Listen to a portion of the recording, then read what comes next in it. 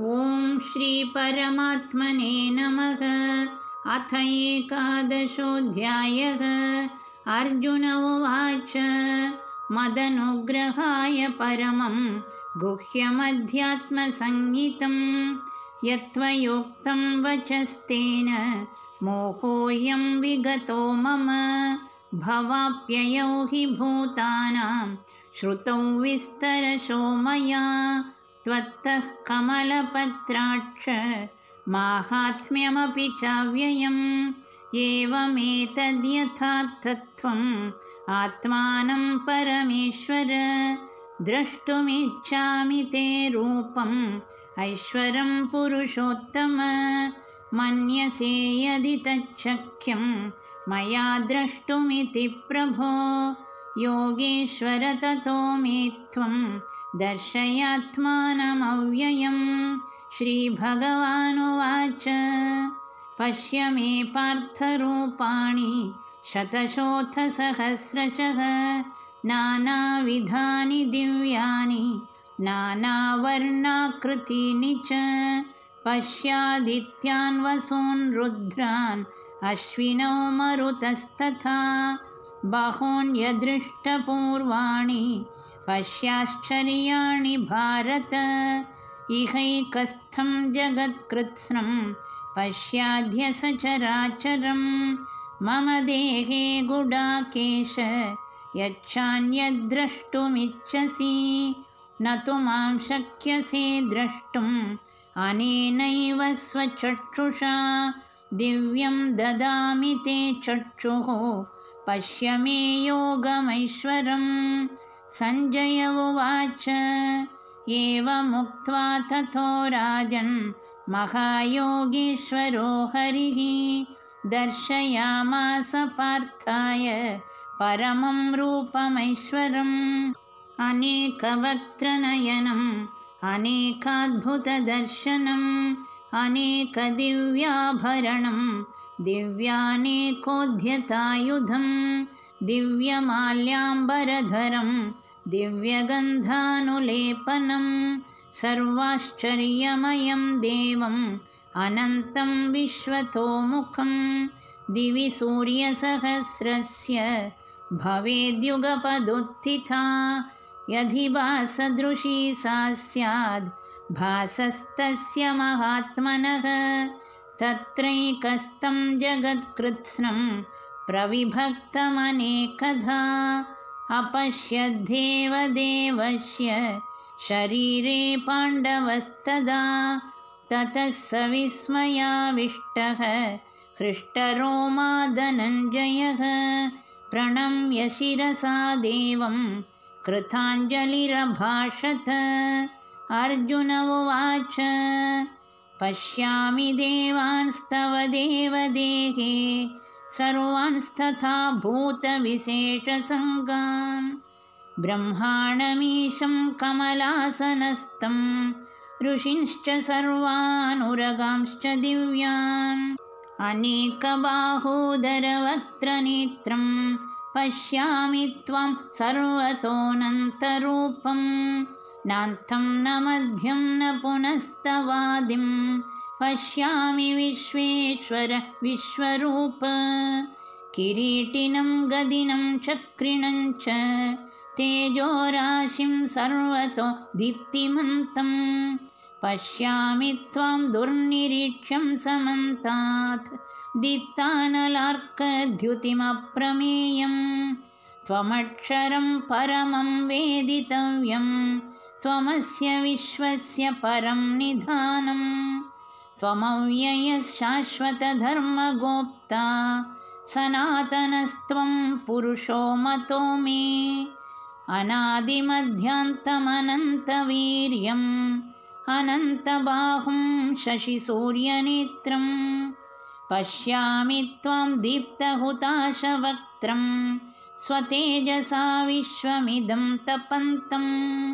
ध्यावा पृथिव्योरिदमन्तरं हि व्याप्तं त्वयैकेन दिशश्च सर्वाः दृष्ट्वाद्भुतं रूपमुग्रं तवेदं लोकत्रयं प्रव्यथितं महात्मन्।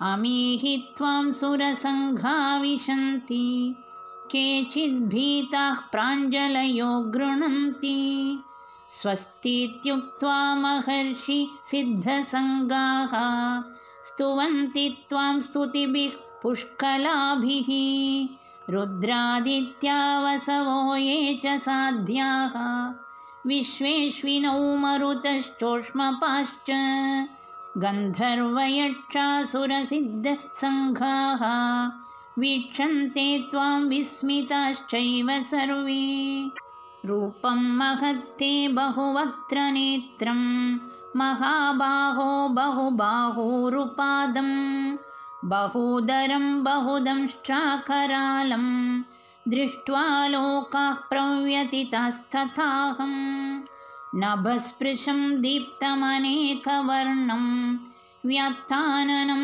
दीप्तविशालनेत्रं दृष्ट्वा हि त्वां प्रव्यथितान्तरात्मा धृतिं न विन्दामि शमं च विष्णो दंष्ट्राकरालानि च ते मुखानि दृष्ट्वैव कालानलसन्निभानि दिशो न जाने न लभे च शर्म प्रसीद देवेश जगन्निवास अमी च त्वां धृतराष्ट्रस्य पुत्राः सर्वे सहैवावनिपालसङ्गैः भीष्मो द्रोणसूतपुत्रस्तथासौ सहास्मदीयैरपि योधमुख्यैः वक्त्राणि ते त्वरमाणा विशन्ति दंष्ट्राकरालानि भयानकानि केचिद्विलग्ना दशनान्तरेषु सन्दृश्यन्ते चूर्णितैरुत्तमाङ्गैः यथा नदीनां बहवोऽम्बुवेगाः समुद्रमेवाभिमुखा द्रवन्ति तथा तवामी नरलोकवीराः विशन्ति वक्त्राण्यभिविज्वलन्ति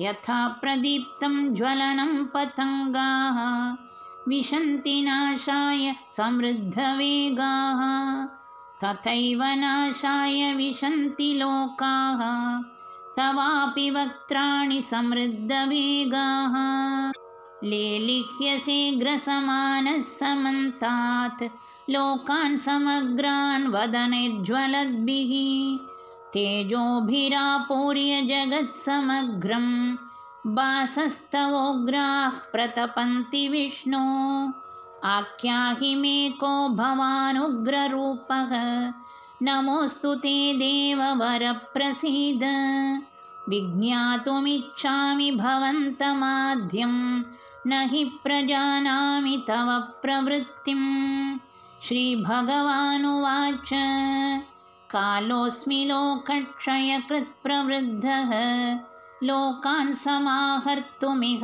प्रवृत्तः ऋतेऽपि त्वां न भविष्यन्ति सर्वे एव स्थिताः प्रत्यनीकेषु योधाः तस्मात् त्वमुत्तिष्ठ यशो लभस्व जित्वा शत्रून् भुङ्क्ष्व राज्यं समृद्धं मयैवैते निहताः पूर्वमेव निमित्तमात्रं भव सव्यसाचिन् द्रोणं च भीष्मं च जयद्रथं च कर्णं तथान्यान् अपि योधवीरान् मया हतांस्त्वं जहिमा व्यतिष्ठा युध्यस्व जेतासि रणे सपत्नान् सञ्जय उवाच एतच्छ्रुत्वा वचनं केशवस्य कृताञ्जलिर्वेपमानः किरीटी नमस्कृत्वा भूय एवाह कृष्णं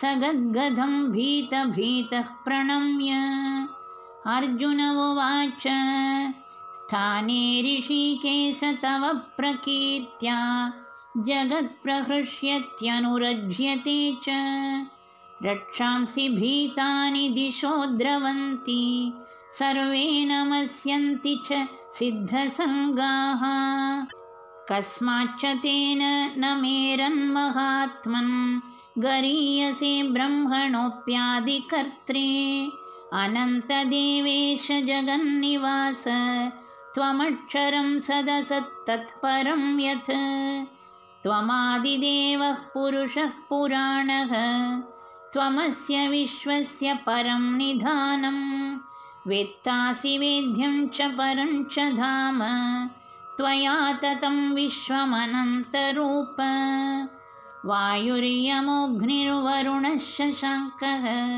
प्रजापतिस्त्वं प्रपितामहश्च नमो नमस्तेऽस्तु सहस्रकृत्वः पुनश्च भूयोऽपि नमो नमस्ते नमः पुरस्तादथ पृष्ठतस्ते नमोऽस्तु ते सर्वत एव सर्व अनन्तवीर्यामितविक्रमस्त्वं सर्वं समाप्नोषि ततोऽसि सर्वः सखेति मत्वा प्रसभं यदुक्तं हे कृष्ण हे यादव हे सखेति अजानता महिमानं तवेदं मया प्रमादात् प्रणयेन वापि यच्चावहासार्थमसत्कृतोऽसि विहारशय्यासनभोजनेषु एकोत्थवाप्यच्युत तत्समक्षं तत्क्षामये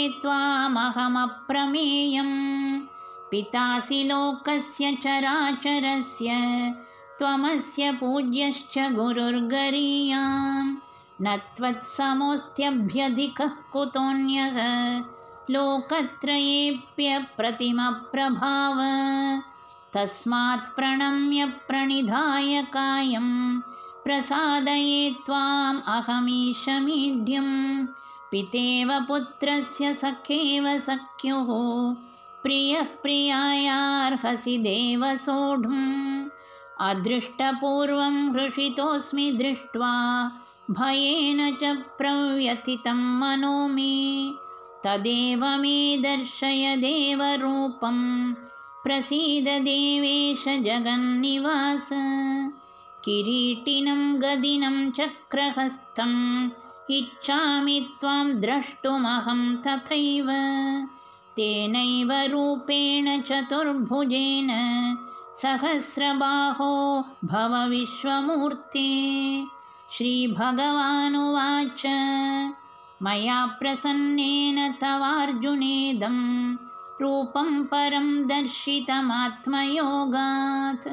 तेजोमयं विश्वमनन्तमाद्यं यन्मे त्वदन्येन न दृष्टपूर्वं न वेदयज्ञाध्ययनैर्न दानैः न च क्रियाभिर्न तपोभिरुग्रैः एवं रूपः शक्य अहं नृलोके द्रष्टुं त्वदन्येन कुरु प्रवीर मा ते व्यथा मा च विमूढभावः दृष्ट्वा रूपं घोरमीदृङ्ममेदं व्यपेतभिः प्रीतमनाः पुनस्त्वं तदेव मे रूपमिदं प्रपश्य सञ्जय उवाच इत्यर्जुनं वासुदेवस्ततोक्त्वा स्वकं रूपं दर्शयामास भूयः आश्वासयामास च भीतमेनं भूत्वा